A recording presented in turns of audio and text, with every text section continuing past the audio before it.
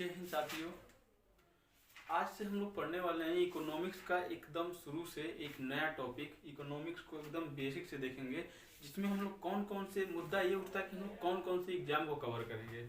तो ये केवल यूपीएससी, यूपीपीसीएस, बीपीएससी और एमपीपीसीएस के ही स्टूडेंट्स के लिए काफ़ी सफिशियंट रहेगा, क्योंकि वनडे एग्जाम में इतना डीप में आपसे क्वेश्चन नहीं पूछेगा। यहाँ पे हम आपको प्री से कैसा क्वेश्चन आता है और मेंस में कैसे लिखा जाता है, कैसा क्वेश्चन आता है मेंस में, उस सारे मुद्दों पर हम लोग डिस्कस करेंगे। इससे पहले हम लोग देखेंगे यूपीएससी का सिलेबस। तो सिलेबस देखने के लिए सबसे पहले अर्थव्यवस्था का परिचय देखते हैं। सबसे पहला ही आपका चैप्टर आता है अर्थव्यवस्था का परिचय। अर्थव्यवस्था का परिचय, उसके बाद इसमें कई सारे टॉपिक्स आते हैं। जैसे अर्थव्यवस्था का जब आप परिचय पढ़ेंगे तो वहाँ पे अर्थव्यवस्था का उद्भव कैसे हुआ, माइक्रो इकोनॉमी क्या है, माइक्रो इकोनॉमी क्या है, मीजो इकोनॉमी क्या है, उसके बाद पूंजीवादी अर्थव्यवस्था क्या होती है, पूंजीवादी अर्थव्यवस्था के कौन से पहलू थे, क्या कारण था कि पूंजीवादी अर्थव्यवस्था धीरे धीरे डूबने लगी और उसी के स्थान पे साम्यवादी अर्थव्यवस्था का उदय हुआ। साम्यवादी अर्थव्यवस्था से फिर आपका समाजवादी अर्थव्यवस्था कैसे बना, क्या क्या पहलू थे, फिर कैसे समाजवादी अर्थव्यवस्था कैसे डूब गई। उसके बाद दोबारा जब पूंजीवादी का जन्म हुआ तो उसके आगे नौ लगा दिया जाता है, यानी नौ पूंजीवादी या नौ उदारवादी अर्थव्यवस्था कैसे आया। फिर उसके बाद इन सब जब नौ उदारवादी अर्थव्यवस्था आ गया तो लास्ट में आया आपका कल्याणकारी अर्थव्यवस्था। कल्याणकारी अर्थव्यवस्था में आपकी पूंजीवादी अर्थव्यवस्था और समाजवादी अर्थव्यवस्था दोनों को जब मिलाते हैं तब पूंजी आपका कल्याणकारी या आपका मिश्रित अर्थव्यवस्था आता है।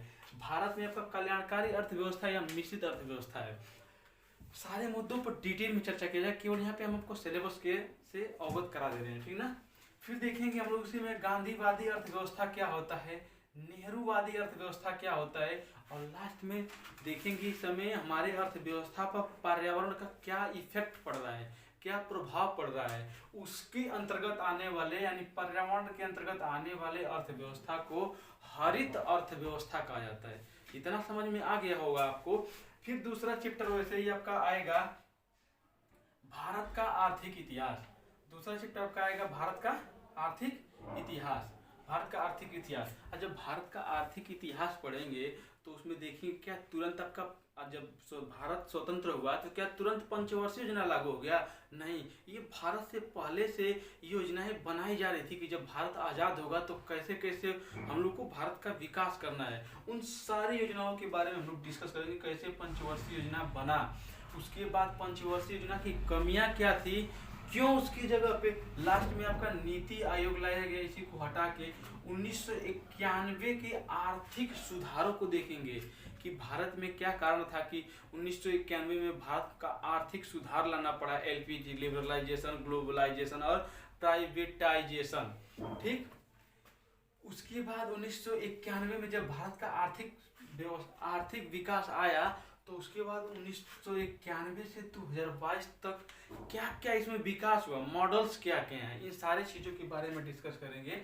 फिर उसके बाद 2019 से लेकर 2022 तक जो कोरोना हमारी अर्थव्यवस्था पे इफेक्ट प्रभाव डाला है, इस मुद्दों को भी चर्चा करेंगे, क्योंकि अभी ये आपके किताबों में नहीं आया होगा, लेकिन हम यहाँ पे आपको कोरोना से और इकोनॉमिक्स से रिलेटेड जितनी घटनाएं हुई है सारे मुद्दों पे हम लोग डिस्कस कर लेंगे। ये भारत के साथ साथ वर्ल्ड, पूरी दुनिया की कोरोना महामारी में अर्थव्यवस्था पे क्या प्रभाव पड़ा उसे देख लेंगे, ठीक। जब इतना देखेंगे तो तीसरा आपका चैप्टर आ जाता है पैसा और बाजार। पैसा और बाजार, जब पैसा और बाजार पढ़ेंगे तो वहां आप देखेंगे आरबीआई के बारे में देखेंगे। फिर आरबीआई क्या है, फिर आरबीआई की मौद्रिक नीति क्या होती है, कैसे आरबीआई महंगाई पे कंट्रोल करती है, रोजगार का अवसर कैसे उत्पादन करती है, इस सारे मुद्दों पर डिस्कस करेंगे हम लोग। फिर बैंकिंग व्यवस्था, भारत में जो बैंकिंग सिस्टम है, बैंकिंग सिस्टम, उसके बारे में चर्चा करेंगे। जब इतना चर्चा कर लेंगे तो अंत में आपका आएगा फिनटेक क्या होता है, इसके बारे में हम लोग देखेंगे। फिर इसी का जब पैसा और बाजार का भाग 2 पढ़ेंगे, वहां आपको बताया जाएगा मुद्रा बाजार, मनी मार्केट क्या होता है, पूंजी बाजार, फिर आपको बताया जाएगा शेयर बाजार, शेयर मार्केट क्या होता है, कैसे इनमें लोग इन्वेस्ट करते हैं, इन सारे चीज़ों पे हम लोग चर्चा करेंगे। ये किसके लिए ज़्यादा इंपॉर्टेंट है, यूपीएससी, यूपी पीसीएस, बीपीएससी और एमपी पीसीएस के लिए। जिसको सीखना होगा, यानी इकोनॉमिक्स के बारे में ज़्यादा जानकारी चाहिए, उसे भी बढ़िया है, सीख सकता है।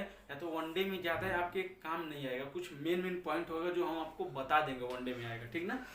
फिर उसके बाद जब हम लोग पढ़ेंगे सरकार और पैसा, चौथा चैप्टर पढ़ेंगे सरकार और पैसा, तो वहाँ हम लोग देखेंगे कर व्यवस्था क्या होती है, टैक्स सिस्टम क्या होता है। उसके बाद देखेंगे डिजिटल व्यवस्था में कर सुधार, डिजिटल जो व्यवस्था इस समय चल रही है उसमें टैक्स सिस्टम कैसे काम करता है, कैसे कारीगर है।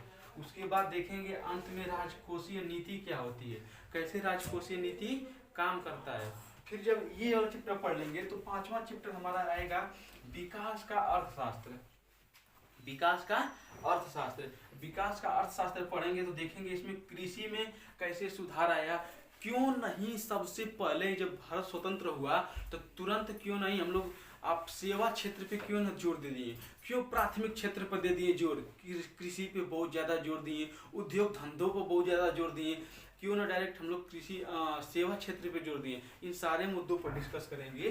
फिर जब आगे पढ़ेंगे तो भूमि पढ़ेंगे, भूमि में सुधार कैसे आया, उद्योग में सुधार क्या क्या किया जाए, कितना हमें फायदा हुआ उद्योगों से। फिर सेवा क्षेत्र में क्या सुधार किया गया।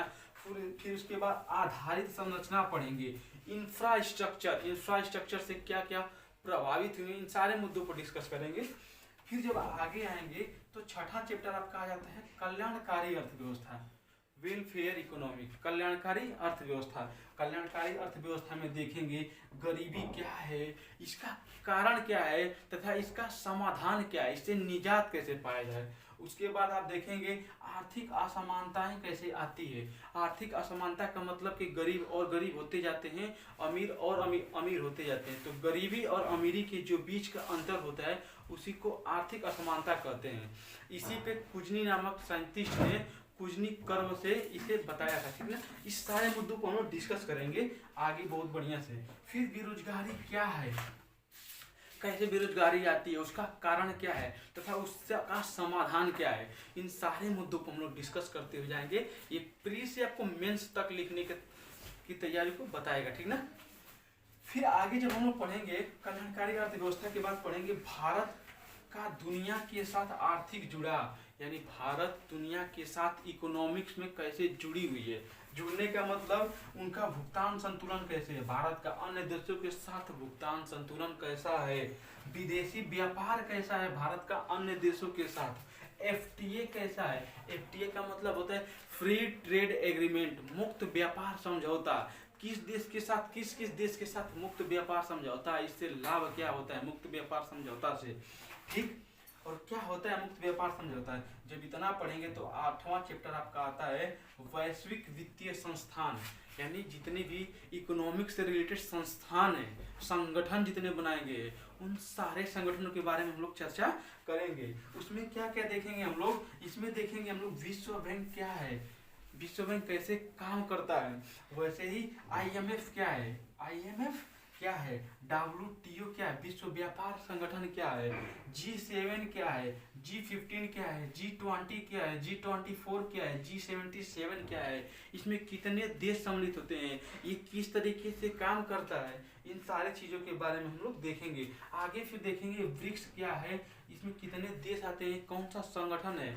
फिर देखेंगे NDB, national development bank, NDB क्या है, इन सारे मुद्दों पर चर्चा करेंगे। फिर जब आगे आएंगे तो चैप्टर 9 आता है, यहाँ देखेंगे हम लोग महामारी और अर्थव्यवस्था। महामारी और अर्थव्यवस्था में देखेंगे कोविड-19 का क्या प्रभाव पड़ा पूरी दुनिया से रिलेटेड, ठीक ना। पूरी दुनिया में महामारी का क्या इफेक्ट पड़ा, लॉकडाउन का क्या अंतर पड़ा, कोविड-19 और लॉकडाउन पूरी दुनिया में। फिर भारत में चर्चा करेंगे। जब इतना पहलू को चर्चा कर लेंगे हम लोग तब आगे पढ़ेंगे अर्थव्यवस्था के नए सिद्धांत, जो इकोनॉमिक्स के नए सिद्धांत आए हैं। नए सिद्धांत का मतलब 5G टेक्नोलॉजी क्या है, 5G टेक्नोलॉजी कैसे काम कर रहा है, वैसे ही आपका PLI योजना क्या है। फिर देखेंगे अंतरिक्ष अर्थव्यवस्था, अंतरिक्ष अर्थव्यवस्था इकोनॉमिक कैसे काम करती है, फायदा क्यों क्यों और लोग बहुत सारे देश अंतरिक्ष की अर्थव्यवस्था में ज़्यादा, अंतरिक्ष में नए नए सैटेलाइट भेज रहे हैं, अंतरिक्ष में अपनी पकड़ बना रहे हैं, क्यों बना रहे हैं, इन सारे मुद्दों पर चर्चा करेंगे। अंत में आपका बच जाएगा विविध। विविध में क्या देखेंगे हम लोग, विविध में जो छूटा हुआ है, जैसे आर्थिक विकास को कैसे मापा जाता है, फिर विकास के सूचकांक क्या होते हैं, सूचकांक किसे कहते हैं, समावेशी विकास सूचकांक क्या होता है, सतत विकास सूचकांक क्या होता है। जब इन सारे मुद्दों पर डिस्कस कर लेंगे तो ये आपका पूरा यूपीएससी का सिलेबस था, ठीक ना।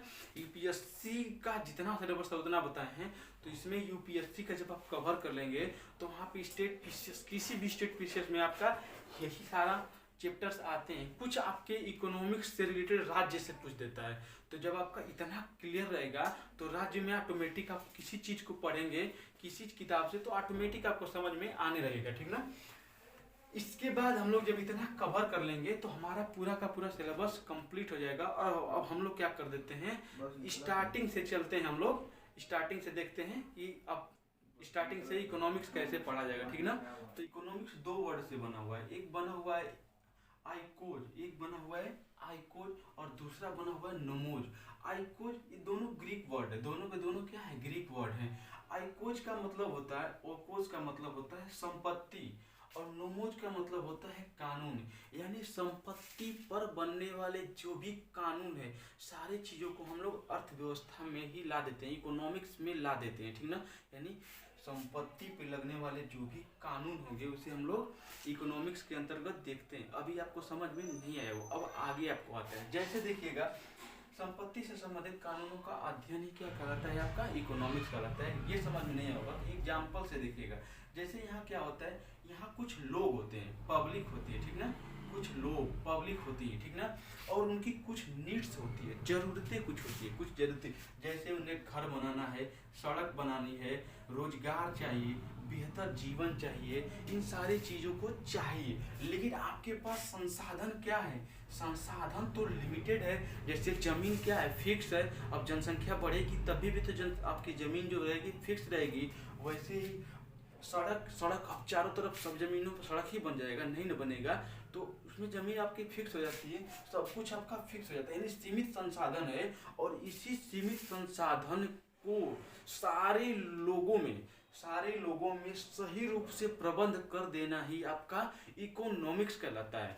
यानी यहाँ से क्या कर सकते हैं कि कुछ पब्लिक्स होती हैं, उनकी कुछ नीड्स होती हैं, जैसे सड़क बनाना है, घर बनाना है, सड़क बनाना है, रोजगार लेना है, बेहतर जीवन देना है, और संसाधन आपके सीमित हैं। तो सीमित संसाधनों को बेहतर ढंग से प्रबंध कर देना ही आपका इकोनॉमिक्स कहलाता है। जैसे में देखिएगा आप बजट को, जैसे में आप देखिएगा बजट क्यों लाया जाता है, बजट इसलिए लाया जाता है कि जो क्षेत्र में आपका विकास नहीं हुआ है उस क्षेत्र पे ज़्यादा जोर दे दिया जाए, उस क्षेत्र को और विकास के तहत ले जाया जाए, यही होता है आपका बजट, ठीक ना। बजट इसीलिए लाया जाता है, तो बजट इसीलिए आपके इकोनॉमिक्स के अंतर्गत आ जाता है ना। तो कोई पूछेगा आपसे इकोनॉमिक्स क्या है, तो सीमित संसाधनों में सही ढंग से बेहतर तरीके से संसाधनों का प्रबंध करना ही इकोनॉमिक्स कहलाता है। जैसे आप बता सकते हैं कुछ लोग होते हैं, उनकी कुछ नीड्स होती है, यानी ये काम करना है, संसाधन सीमित होते हैं, इन्हें सही रूप से प्रबंध करना ही इकोनॉमिक्स कहलाता है। ये आपको समझ में आ गया होगा। अब आगे देखते हैं हम लोग टाइप्स ऑफ इकोनॉमिक्स के प्रकार, टाइप्स ऑफ इकोनॉमिक्स। तो इकोनॉमिक्स के इस तरीके से नॉर्मली इकोनॉमिक्स 3 प्रकार की होती है। एक होता है माइक्रो इकोनॉमिक्स, सूक्ष्म, एक होता है माइक्रो इकोनॉमिक्स और एक होता है मीजो इकोनॉमिक्स। तो पहले देखते हैं मैक्रो इकोनॉमिक्स, यानी बृहत, स्थूल इकोनॉमिक्स, बृहत इकोनॉमिक्स ना, मैक्रो इकोनॉमिक्स। इसमें जो होता है आपका मैक्रो इकोनॉमिक्स में किसी राज्य, किसी देश या किसी बड़े क्षेत्र की, किसी राष्ट्र या सारी दुनिया की इकोनॉमिक्स का अध्ययन किया जाता है। जैसे में आप अगर महंगाई की चर्चा करेंगे तो क्या एक पार्टिकुलर क्षेत्र में होता है, महंगाई पार्टिकुलर क्षेत्र में आती है, एक पूरे राज्य में महंगाई आ जाती है। किसी चीज़ के बारे में आपको खुद ही पता होगा, बेरोजगारी आती है तो बेरोजगारी क्या एक सीमित क्षेत्र में आती है? नहीं, एक पूरे के पूरे राज्य या कि एक क्षेत्र में, बड़े क्षेत्र में आती है। एक आती है आपकी, या तो राज्य में आ जाएगी, या तो आपके देश में आ जाएगी, या तो पूरी दुनिया में आपकी बेरोजगारी आ सकती है। तो इसके अंतर्गत हम लोग नेशनल, राष्ट्रीय आय के बारे में देखते हैं। राष्ट्रीय आय, नेशनल इनकम, यानी राष्ट्रीय आय, जब भी किसी की राष्ट्रीय आय की गणना होती है तो पूरे राष्ट्र, पूरे राज्य की राष्ट्रीय आय को मिला के एक आदमी का राष्ट्रीय आय बनता है। इसके बारे में देखते हैं। फिर उसके बाद आपका आता है महंगाई।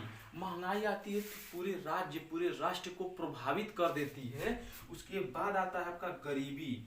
गरीबी भी जब आती है तो पूरे राज्य, पूरे राष्ट्र को प्रभावित करता है। तो माइक्रो इकोनॉमिक्स में हम लोग क्या क्या पढ़ते हैं? नेशनल इनकम पढ़ते हैं, महंगाई पढ़ते हैं, गरीबी पढ़ते हैं, बेरोजगारी पढ़ते हैं, फिर इकोनॉमिक्स ग्रोथ रेट पढ़ते हैं, यानी इकोनॉमिक्स में, पूरी इकोनॉमिक्स में कितना हम लोग ग्रोथ किए हैं, कितना उसका दर है, इसे पढ़ते हैं। ये है आपका माइक्रो इकोनॉमिक्स में आ जाता है। अब कहेंगे सर माइक्रो इकोनॉमिक्स फिर क्या होता है? तो मेरे भाइयों, माइक्रो इकोनॉमिक्स में किसी पार्टिकुलर क्षेत्र, यानी उपभोक्ता और जो आपके उपभोक्ता है और सेलर्स हैं, सेलर्स यानी क्रेता और विक्रेता और उपभोक्ता, यानी जो बेचने वाला है और जो ग्रहण करने वाला है, इन दोनों के बारे में अगर हम लोग डिस्कस करते हैं, पार्टिकुलर दोनों के बारे में डिस्कस करते हैं, तो ये माइक्रो इकोनॉमिक्स के अंतर्गत आता है। जैसे मैं आपको समझाता हूँ, एक स्कूल है, एक स्कूल का एक क्लास है। अब इस क्लास में कम से कम 100-200 लड़के बैठे हुए हैं। अब 100-200 लड़कों की, पूरी 100-200 लड़कों के बारे में अगर चर्चा होगी तो वो आ जाएगा आपका माइक्रो इकोनॉमिक्स, यानी पूरी चीजों के बारे में डिस्कस हो रहा है। लेकिन अगर उसमें से 2 लड़कों को खड़ा करा दिया जाए, जैसे किसी 2 लड़कों को, और उन 2 लड़कों के बारे में डिस्कस किया जाए, तो उसे कहते हैं माइक्रो इकोनॉमिक्स, यानी पूरे लड़कों में से केवल 2 लड़कों के बारे में बात किया जा रहा है। वैसे ही पूरे इकोनॉमिक्स में अगर विक्रेता और उपभोक्ता के बारे में अगर चर्चा केवल किया जाए, यानी उपभोक्ता क्या है और विक्रेता क्या है, कैसे अपने में बाजार में कैसे अपने में सेलिंग्स करते हैं, इस सारी चीजों के बारे में अगर हम लोग देखेंगे तो यही आपके आते हैं माइक्रो इकोनॉमिक्स में। अब इन्हें प्रभावित कौन करता है? इन्हें प्रभावित करने के लिए तो पूरे आपकी इकोनॉमिक्स प्रभावित हो जाती है। अब इन्हें कौन प्रभावित करता है? तो इन्हें प्रभावित करने वाले केवल 3 कारक हैं। इन्हें प्रभावित करने वाले केवल 3 कारक हैं। कौन कौन सा? एक होती है आपकी ब्याज दरें, एक होता है आपका टैक्स, एक होता है आपका ब्याज दरें। यानी मान के चलिए कि कोई सामान हम खरीद रहे हैं, जैसे, तो किसी से अगर हम ब्याज कोई जैसे मान लीजिए बैंक ने ब्याज बढ़ा दिया, तो जो भी हम सामान लाएंगे तो उस पे हमें जो ब्याज देना होगा वो तो ज़्यादा देना होगा ना। तो जो सामान लाएंगे उस सामान को हम महंगा बेचेंगे, क्योंकि हमें तो ब्याज देना है ना, तभी तो महंगा बेचेंगे। इस तरीके से जब ब्याज दरें बढ़ती है तो महंगाई बढ़ने लगती है। जब ब्याज दरें बढ़ती है तो महंगाई बढ़ने लगती है। वैसे ही टैक्स, अगर सरकार ने किसी चीज पे टैक्स बढ़ा दिया, जैसे मान के चलिए कोई भी सामान है, जैसे अभी आपको पता है आटे पे जब आपका जीएसटी लग गया तो आटे क्या हो गया? महंगा हो गया ना। तो इससे क्या होता है? क्रेता यानी उपभोक्ता और विक्रेता के बीच ही तो अंतर आ रहा है। जैसे विक्रेता मान के चलिए कि महंगा बेच रहा है तो उपभोक्ता महंगा खरीदने लगेगा। इन दोनों पर ही तो डिपेंड करेगा, और इन दोनों पे जब असर पड़ेगा तो पूरे आपकी माइक्रो इकोनॉमिक पे प्रभाव पड़ने लगता है। ये मेरी बातें समझ में आ रही है आपको? उसके बाद यानी 3 कारक इंपॉर्टेंट हो जाते हैं, यानी माइक्रो इकोनॉमिक्स को प्रभावित करने वाले 3 कारक होते हैं। ब्याज दरें, यानी ब्याज दर जब बढ़ती है तो आपका महंगाई बढ़ने लगती है, यानी आप महंगा सामान बेचने लगते हैं, और जो खरीदने वाला होता है वो महंगा खरीदने लगता है, जिसके कारण वो खरीदारी में भी कमी आने लगती है। इसके बारे में और अच्छे से बताएंगे, पहले आगे देखते हैं हम लोग। सरकार टैक्स बढ़ाती है तब भी महंगाई बढ़ जाती है, यानी उस सामान महंगा हो जाता है जिसपे टैक्स बढ़ जाता है।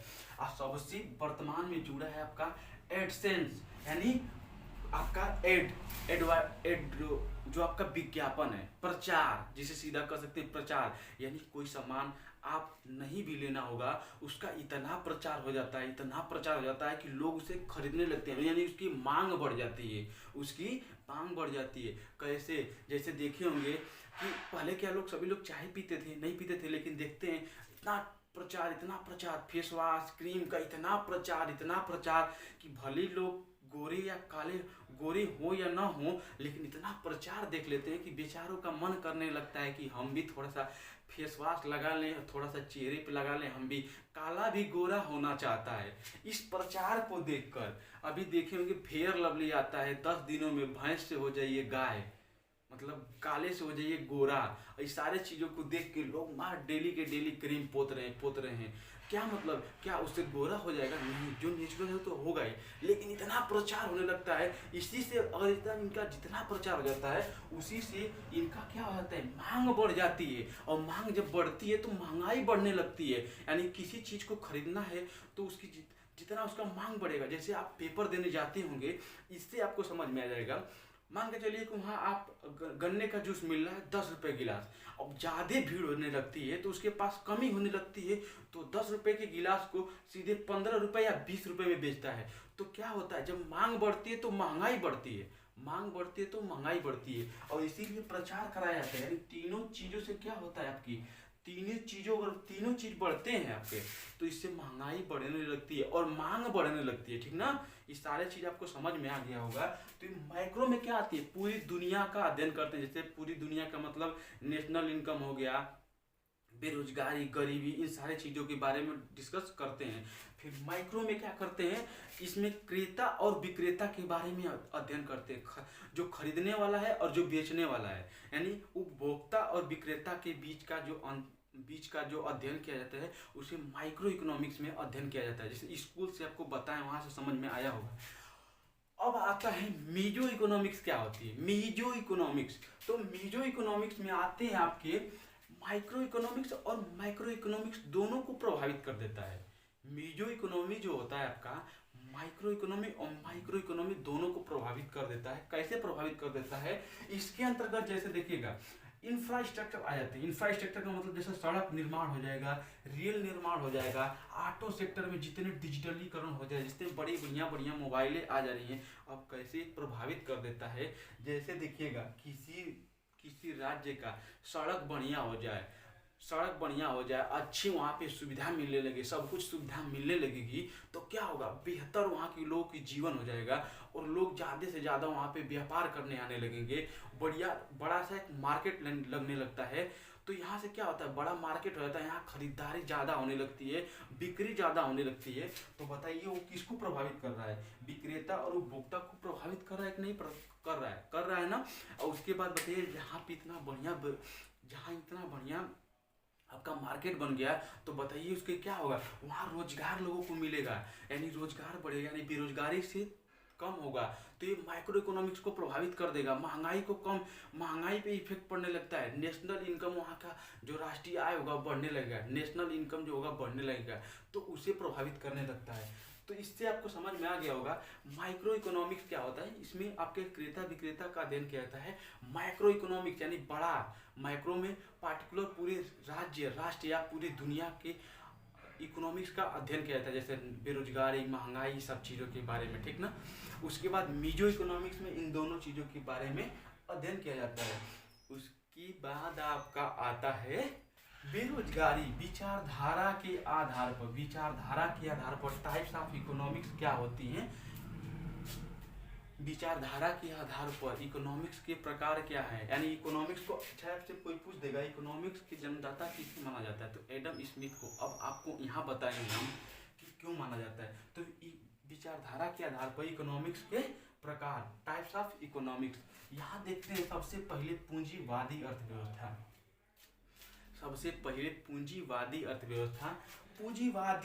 पूंजीवादी में ही पहले पूंजी लगा हुआ है। पूंजी का मतलब होता है कैपिटलिज्म, या इसे उदारवादी भी कहा जाता है, कैपिटलिज्म या लिबरलिज्म। ठीक ना।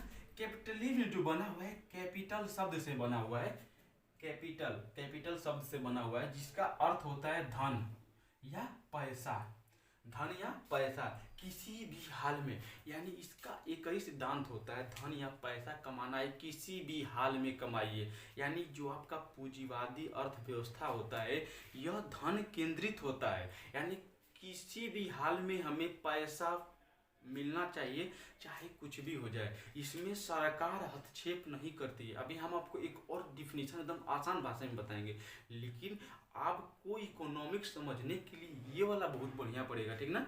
तो देखिएगा, यहाँ पे सरकार हस्तक्षेप नहीं करती है, यानी किसी चीज़ में सरकार की हस्तक्षेप नहीं होता है। व्यापार अपने आप में स्वतंत्र होता है, बाजार अपने आप में स्वतंत्र होता है, स्वयं निर्णय ले सकता है, बेहतर निर्णय ले सकता है। यानी इनका पूंजीवादियों का मत है, पूंजीवादियों ने अपना मत दिया है कि बाजार स्वयं के हित में बेहतर निर्णय ले सकता है, इसलिए सरकार इसमें हस्तक्षेप नहीं करेगी। यानी जहाँ भी सरकार अपनी हस्तक्षेप नहीं करती किसी बाजार में, वो बाजार आपका पूंजीवादी अर्थव्यवस्था में आ जाता है, पूंजीवादी अर्थव्यवस्था में आ जाता है। इनका एक ही एम होता है, एक ही उद्देश्य होता है, धन का सृजन करना है।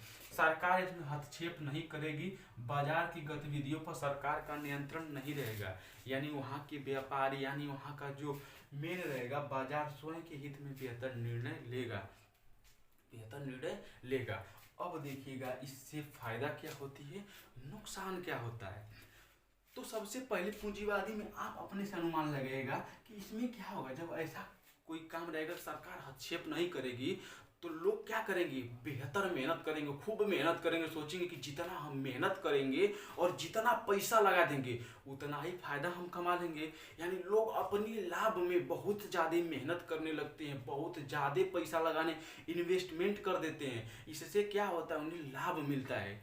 किसी भी हाल में उन्हें लाभ कमाना है, सरकार तो उसमें हस्तक्षेप करेगी नहीं। तो इससे क्या होता है कि लोग अपनी क्षमता से, यानी हर व्यक्ति अपनी क्षमता से अपनी पूंजी जितना लगाएगा उतना उससे ज़्यादा ये अपना लाभ कमाएगा, ठीक ना, लाभ कमाएगा। अब इससे क्या होता है कि धीरे धीरे लोग अपने लाभ कमाने के चक्कर में नीचे से अपने जब काम नहीं कर पाएंगे तो अपने नीचे और कर्मचारी को जोड़ेंगे, और जब और कर्मचारी जुड़ेगा तो बताइए उसे भी रोजगार मिल गया कि नहीं मिल गया, उसे भी रोजगार मिल गया और वो कुछ सामान खरीदने जाएगा। जैसे मैं आपको एक एग्जाम्पल से बताते हैं, मान के चलिए कि हम ही कोई फैक्ट्री स्टार्ट किए, ठीक ना, कोई फैक्ट्री, तो हम अपना लाभ कमाने के लिए उसमें क्या करेंगे, अच्छे अच्छे लोगों को हायर करेंगे। अब वो भी क्या करेंगे, अच्छा अच्छा काम करेंगे। जब अच्छा अच्छा काम करेंगे वहाँ पे अपने लाभ के लिए, क्योंकि उनको भी तो लाभ चाहिए, ये पार्टनरशिप की तरह हो जाता है, उन्हें भी लाभ चाहिए, तो अच्छे तरीके से मेहनत करते हैं। जितना मेहनत करेंगे तो बताइएगा, जब वहाँ से कोई कंपनी का जो कंपनी का कर्मचारी है वो बाहर जाएगा तो वहाँ से क्या खरीदेगा, बाजार से सब्जियाँ खरीदेगा, फल खरीदेगा। तो बताइए वहाँ से क्या हो गया, सब्जियाँ लिया, फल लिया, यानी सबको रोजगार मिलते जा रहा है। हमारी बातें आपको समझ में आ रही है। तो इसका एक ही मकसद होता है कि हमें किसी भी हाल में धन कमाना है, उसके लिए हम जितना मेहनत करेंगे, जितना इसमें सरकार हस्तक्षेप नहीं करेगी। दूसरे भाषा में अगर आप देखेंगे पूंजीवादी, तो इसमें होता है संसाधन, जो आपके संसाधन होते हैं, यानी संसाधन जो आपके जैसे भूमि हो गया, आपका पैसा हो गया, कर्मचारी हो गए, स्वयं हो गए। संसाधन चार होते हैं, ठीक ना, कि भूमि हो गया, कर्मचारी हो गए, उसके बाद आपका पैसा हो गया और आप खुद हो गए। इन चारों चीज़ों पर अगर सरकार का नियंत्रण हो जाता है तो उसे कहते हैं हम लोग समाजवादी अर्थव्यवस्था। अगर इन सारे चीज़ों पर प्राइवेट चीज़ों का हाथ होता है तो उसे कहते हैं पूंजीवादी अर्थव्यवस्था। और इन दोनों का हाथ होता है उसे कहते हैं मिश्रित अर्थव्यवस्था। लेकिन ये तो आपके वनडे के लिए, वनडे में काम करता है। लेकिन अगर आप पीसीएस का, यूपीएससी का एग्जाम देने जाएंगे तो ये आपका जो डिफिनीशन हो जाएगा गलत हो जाएगा, ठीक ना। यहाँ आपको केवल इतना देखना है कि पूंजीवादी अर्थव्यवस्था का एक ही सिद्धांत होता है कि किसी भी हाल में धन का सृजन होना चाहिए, धन केंद्रित होना चाहिए। चाहे इसके लिए पूंजीवादियों का एक और मत था कि इसमें थोड़ी सी नुकसान हो सकता है, यानी गरीब और गरीब होते चले जाएंगे। यानी इसमें क्या होगा, गरीब और गरीब होते जाएंगे, अमीर क्या होंगे और बढ़ते जाएंगे। जितना अपना लाभ कमाने के चक्कर में और अमीर होते जाएंगे, इसमें असमानता आएगी। इसी को देखते हुए कुजने नामक एक साइंटिफिक थे, उन्होंने एक कुजनी कर्व नामक एक सिद्धांत दिया था कि स्टार्टिंग में आपका असमानता ये उल्टे यू आकार का होता है, ऐसे होता है आपका, कि ये सिद्धांत जब लागू होगा तो शुरू में आपका अर्थव्यवस्था मतलब आपका जो असमानता होगी बढ़ेगी, कुछ स्तर आते आते घट जाएगी और फिर बराबर के स्तर पे आ जाएगी। यानी शुरू शुरू में लोग ज़्यादा लाभ कमाएंगे, लेकिन धीरे धीरे जब सभी लोग अपने में समानता आने लगती है, इसे कुजनी कर्व कहते हैं। आपसे डायरेक्ट पूछेगा कुजनी कर्व होता है, उल्टे यू आकार का, भी आकार का, ओ आकार का, इसे दे देगा वक्रकार, ठीक ना, ऐसे दे देगा तो आप बताएंगे। पूंजीवादी अर्थव्यवस्था का सिद्धांत समझ में आया। इनका एक ही उद्देश्य होता है, धन का किसी भी हाल में सृजन होना चाहिए, चाहे कैसे भी हो। इसमें आपका इसमें दूसरा पॉइंट क्या देखेंगे, दूसरा पॉइंट ये रहेगा, इसमें सरकार, बाजार में सरकार का नियंत्रण नहीं होता है, बाजार स्वयं के हित में बेहतर निर्णय ले सकती है, ठीक ना। उसके बाद आप तीसरा पॉइंट क्या लिख सकते हैं, बाजार अपने आप में बेहतर निर्णय ले सकती है। चौथा पॉइंट क्या लिखेंगे आप, कि इसमें लोग जितना श्रम करेंगे, जितना मेहनत करेंगे, जितनी अपनी क्षमता लगाएंगे, जितना अपना पैसा लगाएंगे, उतना ही लाभ कमाएंगे। चौथा पॉइंट हो गया, ये था इसका फायदा। अब आप कहेंगे चलता गया, आखिरकार आगे आते आते आते आते ये धीरे धीरे धीरे धीरे उसी को कहा गया, आगे जब आया तो इसे इंडिविजुअल हैंड की संज्ञा दिया गया। यानी पूंजीवादी अर्थव्यवस्था में इंडिविजुअल हैंड, यानी इसमें के जो लाभकारी होते हैं वो किसी का फायदा नहीं करना चाहते हैं, किसी को लाभ नहीं देना चाहते हैं, लेकिन फिर भी नीचे वाले स्तर के लोगों का लाभ हो जाता है। जैसे इसमें जो अमीर लोग होते हैं वो किसी का लाभ नहीं चाहते हैं, वो अपना लाभ के चक्कर में दूसरे को भी लाभ दे देते हैं और कहते हैं कि हम उसका योगदान किए। अरे भाई आप सोचिएगा, जैसे आपको एक कहानी सुनाते थोड़ा सा। आपका एक दोस्त है और आप हैं, आपने मान के चलिए आपने जैसे मान के चलिए कि राम और श्याम है, ठीक ना। राम ने श्याम को मारा उसके गाल पर कस के एक चमाचा, ठीक ना। उसके बाद झगड़े में मार दिया कस के, वो गया, उस समय तो रोने लगा, आपस में झगड़ा हुआ, फिर चला गया। कुछ दिनों बाद तो सब दोनों में बोलीचाली बंद हो गया।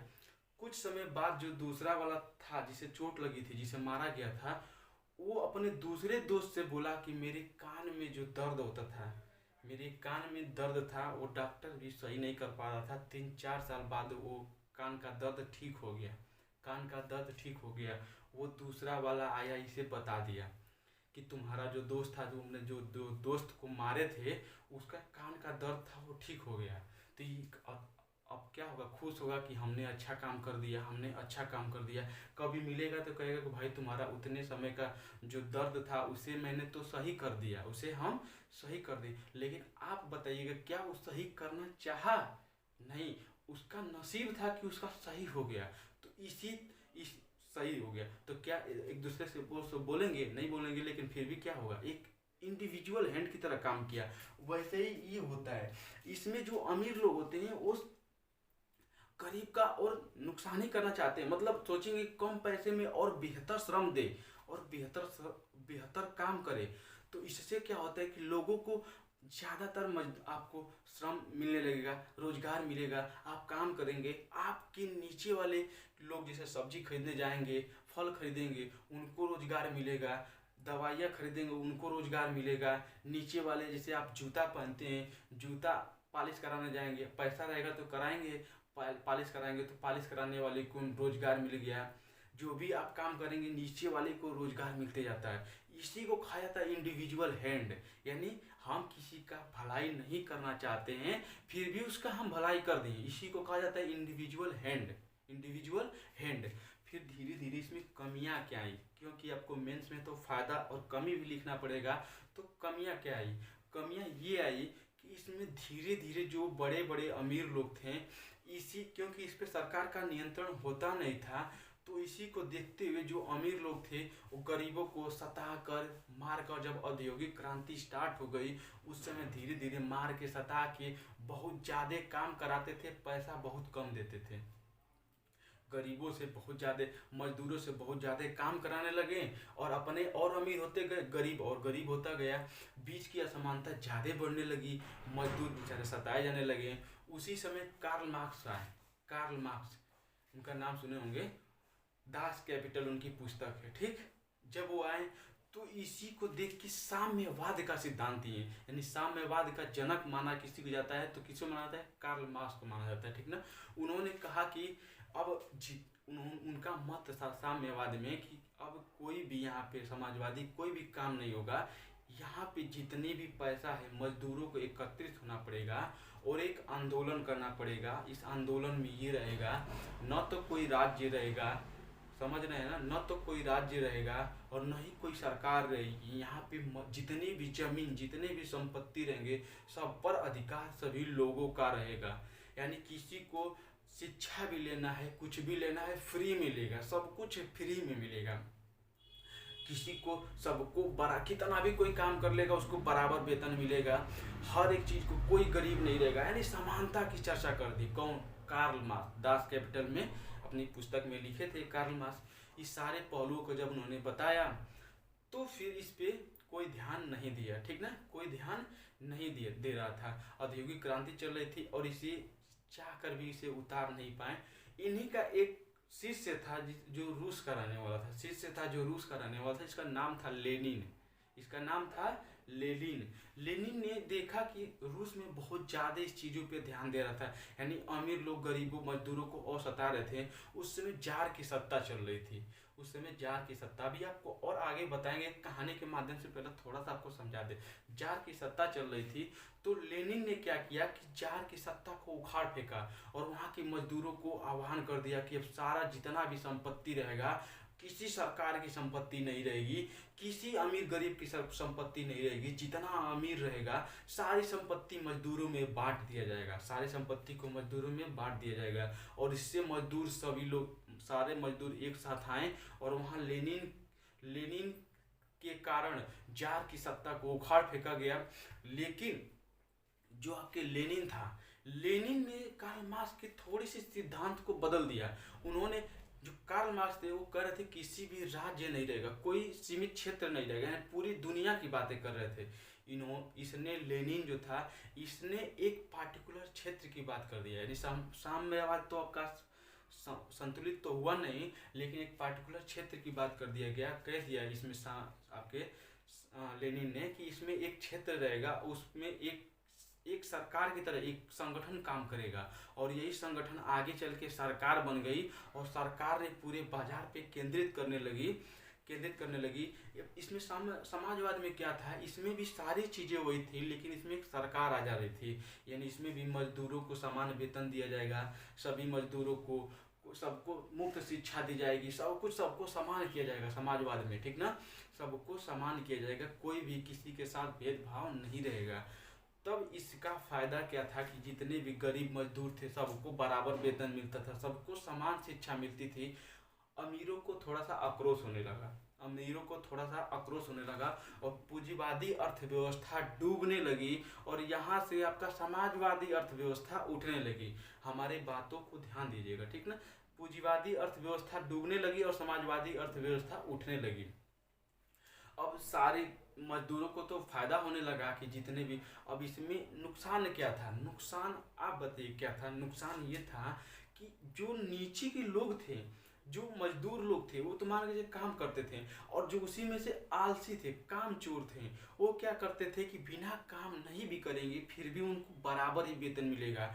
कोई कितना भी क्षमता से काम कर ले, कोई 12 घंटा भी काम कर लेगा, उसको भी समान वेतन में दिया जाएगा। और लेनिन का ही सिद्धांत था कि जो आपका एक दिन का समय बनाया गया वो 8 घंटे काम करेगा और सप्ताह में 5 दिन काम करेगा, 2 दिन छुट्टियां रहेगी। लेनिन का ही जो है आज भी काम चलता रहता है, ठीक ना, ये काम वाला जो था लेनिन नहीं बांटा था। उसके बाद इसमें देखा गया कि लोग काम अपनी क्षमता से नहीं करना चाहते हैं और तो इससे फायदा ही नहीं हो रहा था। जब कोई अपने क्षमता से काम नहीं करेगा तो फायदा क्या होगा, काम करे या ना करे सबको बराबर वेतन दिया जाएगा। तो ये क्या था, ये समाजवादी अर्थव्यवस्था की एक नकारात्मक पहलू था, ये था। फिर उसके बाद क्या हुआ कि धीरे धीरे 1917 में तो प्रारंभ हुआ, फिर धीरे धीरे 1980 से 1990 तक जाते जाते यही जो आपका था समाजवादी अर्थव्यवस्था का धीरे धीरे पतन होने लगा, क्योंकि उसी के सरकार के जो बड़े बड़े स्तर थे जो बड़े बड़े लोग रहते थे वो अपने भोग विलास में क्या करते थे, नीचे वाले को और परेशान करने लगे। इस तरीके से क्या हुआ, धीरे धीरे इसमें कुरीतियाँ आने लगी और फिर क्या हुआ, समाजवादी अर्थव्यवस्था डूबने लगा। और जब समाजवादी अर्थव्यवस्था 1990 आते आते धीरे धीरे डूब गया, फिर से पूंजीवादी अर्थव्यवस्था, लोग अपनी क्षमता से काम करना चाहते थे, धीरे धीरे अपनी क्षमता लाएं, अपना जितना भी क्षमता था, जितना पैसा था लगाने लगे, बिजनेस करने लगी और फिर वो आने लगा। तो इससे क्या हो गया, पूंजीवादी अर्थव्यवस्था फिर से उठने लगी और जब एक नए मुकाम पे आई तो इसी को कहा जाता है नव उदारवादी या नव पूंजीवादी अर्थव्यवस्था। तो आपको समझ में क्या आ गया, पूंजीवादी अर्थव्यवस्था, इसका पतन कैसे हुआ और जब पतन हुआ तो फिर समाजवादी अर्थव्यवस्था कैसे आया, साम्यवादी अर्थव्यवस्था कार्ल मार्क्स ने दिया, साम्यवादी अर्थव्यवस्था लागू नहीं हो पाया, फिर उसी को लेनिन, रूस की क्रांति हुई और रूस की क्रांति में लेनिन ने जार की सत्ता को उखाड़ फेंका और वहीं से समाजवादी अर्थव्यवस्था का उदय हुआ। फिर धीरे धीरे ये समाजवादी अर्थव्यवस्था चीन में भी लागू हुआ, चीन में भी लागू हुआ और इसने एक पार्टी की, वन पार्टी वन नेशन, एक पार्टी एक राष्ट्र का प्रचलन किया था। यानी समाजवादी अर्थव्यवस्था जो भी रही वहाँ एक पार्टी एक संस्थान, यानी एक सरकार और एक पार्टी रहेगी, बस एक पार्टी का वही सरकार रहेगा, ठीक ना। इसकी चर्चा किया गया। फिर आगे धीरे धीरे इसी में कुरीतियाँ आने लगी और ये भी धीरे धीरे क्या हो गया, डूबने लगा। फिर से पूंजीवादी का उदय हुआ और जब पूंजीवादी का उदय हुआ इसी को कह दिया जाता है नव पूंजीवादी या नव उदारवादी अर्थव्यवस्था। इतना आपको समझ में आया होगा तो वीडियो को लाइक सब्सक्राइब शेयर करिएगा और अगला पार्ट बहुत ही जल्द आपको मिलेगा। इसके लिए